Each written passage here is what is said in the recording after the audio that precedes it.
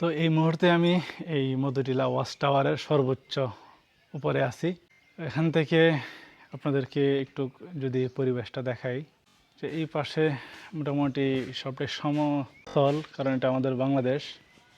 আর এখান থেকেই মূলত এই টিলাগুলো শুরু হয়েছে এই দিক দিয়ে। ক্যামেরা হয়তো বা ধরতেছে না, সেই দূরে কিন্তু অনেক উঁচু উঁচু পাহাড় দেখা যায়। এগুলো আসলে ইন্ডিয়ান পাহাড়। এর আগে আপনাদেরকে ওই হালুয়াঘাটের স্থলবন্দর থেকে খুব কাছ থেকেই দেখাইছিলাম ইন্ডিয়ার যে পাহাড়গুলা।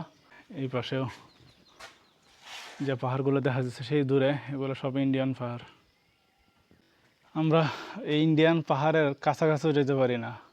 দেশটা বাঘ আসলে কীভাবে হয়েছে ওই সময়কার সময়,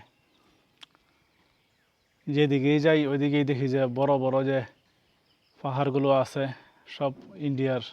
কিছু আছে বান্দরবনে, থানচিতে, ওইসব জায়গায় কিছু পাহাড় আছে, যেমন ডিম পাহাড়, অল্প কিছু পাহাড় আছে এটা আমার বাংলাদেশে। কিন্তু বিশেষ করে এই মেঘালয় এই সাইডটা দিয়ে আমাদের বলা যায় নেত্রকোনা, হালুয়াঘাট, শেরপুর এই সাইডে দিয়ে যে বড় বড় পাহাড়গুলো সব ইন্ডিয়াতে। ওদের পাহাড়গুলো আমাদের এরকমভাবে দূরবীন আছে, আমাদের এখন এই দূরবীন দিয়ে দেখা লাগে।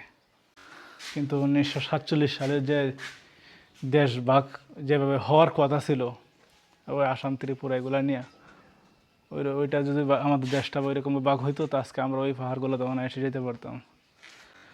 তো যাই হোক, আরেকটা বিষয় খেয়াল করলাম যে এখানে এই টাওয়ারটাতে সবাই এখানে নাম লিখে রাখছে, অমুক প্লাস অমুক। যাই হোক, আমি কারো নাম বললাম না। এটাতে আসলে কি বোঝায় তারা? ভাই, এইভাবে লেখলে কি কারো মনের আশা পূরণ হয় নাকি?